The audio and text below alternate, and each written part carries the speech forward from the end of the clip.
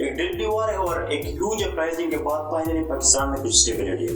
तो भुट्टो की government establish हुई तो भुट्टो ने इकोनॉमिक पॉलिसीज बनाने पर गौर किया, तो उन्होंने एक नेशनलिस्ट मॉडल को इम्पोज किया।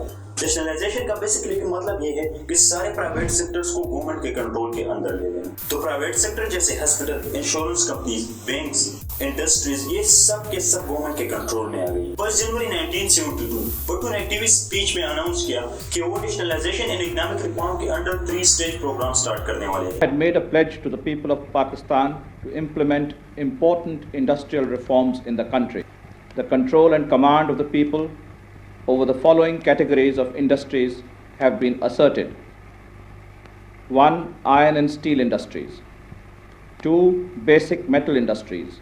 फर्स्ट स्टेज ऑफ नेशनलाइजेशन में सारी बड़ी इंडस्ट्री जैसे मेटल, स्टील, सीमेंट, इन सब कंपनीज को गवर्नमेंट के कंट्रोल के अंदर लिया गया। इनका बेसिक मतलब ये था कि इन इंडस्ट्री से रिच लोगों तक फायदा पहुंचाना और यूनियन लीडर्स को खुश करना। भुट्टो चूंकि अयूब खान का सवाल देख चुका था कि कैसे उनके खिलाफ यूनियन लीडर्स और स्टूडेंट्स ने स्ट्राइक की, तो वो ये गलती दोबारा नहीं करना चाहता था।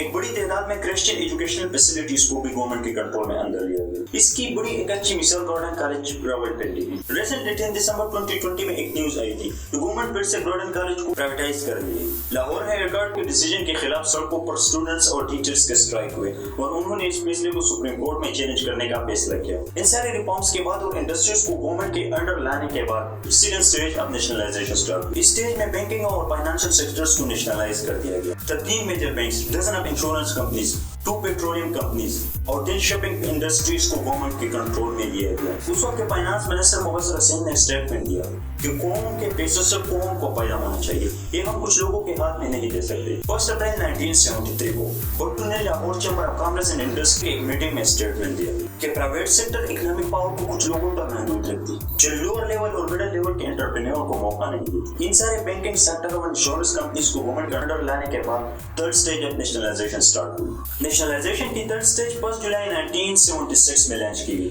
इस स्टेज में 200 कॉटन और राइस हार्वेस्टिंग कंपनीज को गवर्नमेंट के कंट्रोल के अंदर लिया गया। ये इंडस्ट्री चूंकि लोअर और मिडिल लेवल लोगों की थी, तो उसको एक ह्यूज पब्लिक रिटेलिएशन का सामना हुआ। प्रोडक्शन प्रोसेस में मिडिल लेवल पर्सन का रोल ही खत्म हो गया। प्रोड्यूसर्स को शेयर मिलने बंद हो गए और कंज्यूमर को हाई प्राइस पर खराब क्वालिटी। इस सारे नेशनलाइजेशन प्रोसेस में जो इंडस्ट्री गवर्नमेंट के कंट्रोल में ली गई थी, उस सब की कीमत उस वक्त 200 मिलियन थी। अयूब खान ने अपने इकोनॉमिक मॉडल में सारी पॉलिसीज 22 फैमिलीज के हाथ में दी थी, तो भुट्टो ने उनसे ये इंडस्ट्री छीन कर गवर्नमेंट के कंट्रोल में लाई। जैसे जैसे वक्त गुजरता गया, इन पॉलिसीज की नेगेटिव इम्पैक्ट आने शुरू हो गई। ये पॉलिसीज एक्चुअली पाकिस्तान को डेवलप करने के लिए स्टार्ट की गई थी, लेकिन इसकी नेगेटिव इम्पैक्ट हो गई। नेशनलाइजेशन के प्रोसेस से पहले 1970 से पहले पाकिस्तान की जीडीपी 4.16% थी, लेकिन इस सारे नेशनलाइजेशन प्रोसेस के बाद 1976 के बाद पाकिस्तान की जीडीपी 3.48% रह गई। इन्फ्लेशन रेट इंक्रीज होकर 11.6% हो गई, जो उस वक्त साउथ एशिया के सबसे हाई इन्फ्लेशन रेट थी। डेफिसिट पेमेंट 79% इंक्रीज होकर 900 मिलियन हो गई। तो इस सारे नेशनलाइजेशन प्रोसेस और भुट्टो की गवर्नमेंट का खात्मा जियाउल हक के आने से होता है। खत्म हो चुकी है।